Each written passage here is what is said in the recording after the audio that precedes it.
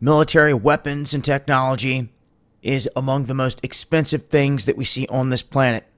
Oftentimes, we see governments using scare tactics to try to get more and more money, and a lot of them using black budgets on top of this to produce all the weaponry that they need. In this instance, they are saying that mini drones will be the future of warfare. Now, this tied in with AI presents some new problems, as they're saying that these things can basically be let loose in a swarm, that they can go in controlled by AI, they can carry bombs the size of hand grenades on them apiece, they can fly in open windows, target cockpits, and there could be 50 of them released from one missile or from one location, trained to go in and swarm a target.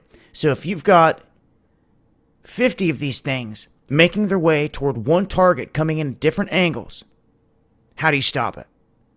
They state that you cannot fire anti-aircraft guided missiles worth $200,000 each at these things. Not only would they miss them, it would be a huge waste of money. And they're saying that the cheapest, most effective way that they can find thus far is using lasers. So once again, we have lasers stepping out onto the forefront of weaponry here by the military on the world stage. Not only based on satellites and things like that, but on ships, on planes. I'm sure they're going to be rolling out ground units.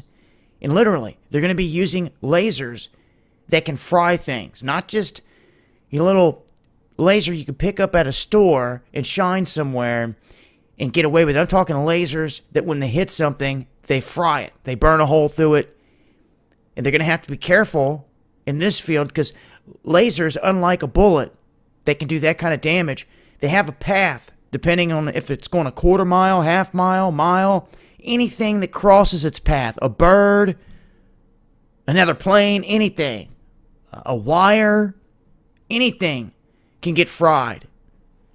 So you have to be careful also in deploying this weapon because it's going to be different than just shooting a bullet and the stuff we're used to seeing.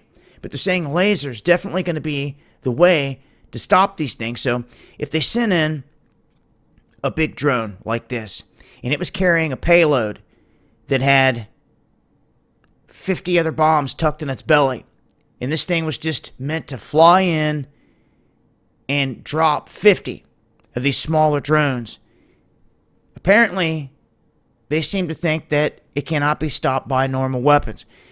I would say that they've been testing this, that they've been launching their own mini drones, they've been attacking targets, and then they've turned around and said, okay, how can we stop this? And they quickly realized that it's going to have to be lasers or something else, but this is the direction that they're taking it. Wanted to make mention of it because it seems more and more upgrades here to the military arsenal have to do with lasers and laser technology, and they're admitting here mini drones are going to be a huge problem, especially incorporated with AI. But I'm going to leave a link.